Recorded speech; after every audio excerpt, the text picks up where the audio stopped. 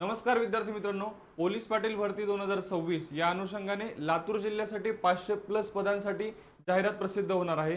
29 मे 2026 ला ही जाहिरात प्रसिद्ध होणार आहे आणि लातूर जिल्ह्यासोबतच महाराष्ट्रातील इतर जिल्ह्यांमध्ये सुद्धा पोलीस पाटील भरती प्रक्रिया लवकरच सुरू होऊ शकते। आता याच अनुषंगाने पोलीस पाटील या पदासाठी नेमकी शैक्षणिक पात्रता काय लागते, वयोमर्यादा किती असते आणि अजून काही निकष असतात का, या संबंधीचीच माहिती आपण या व्हिडिओच्या माध्यमातून बघणार आहोत। व्हिडिओ अतिशय महत्त्वाचा आहे, त्यामुळे शेवटपर्यंत नक्की बघा। विद्यार्थी मित्रांनो, ज्याही विद्यार्थी मित्र पोलीस पाटील या पदासाठी तयारी करतायत त्या विद्यार्थी मित्रांसाठी रेकॉर्डेड बॅच सुरू केलेली आहे। या बॅच मध्ये तुम्हाला अद्ययावत अभ्यासक्रमानुसार शिकवणी आहे, सर्वोत्तम शिक्षक वृंद, जास्तीत जास्त सराव प्रश्न, त्यानंतर 1 वर्षाची व्हॅलिडिटी आहे। फी फक्त 499 रुपये फी आहे। आत्ताच खाली दिलेल्या नंबरवरती तुम्ही संपर्क करा। प्ले स्टोर वरून इन्फिनिटी स्पर्धा परीक्षा अकॅडमीचे ॲप डाउनलोड करा आणि बॅच नक्की जॉईन करा। चला मूळ मुद्द्याकडे जाऊया। बघा, आता पोलीस पाटील या पदासाठी शैक्षणिक पात्रता असते विद्यार्थी मित्रांनो, उमेदवाराचं SSC म्हणजे किमान 10वी उत्तीर्ण असणे आवश्यक आहे।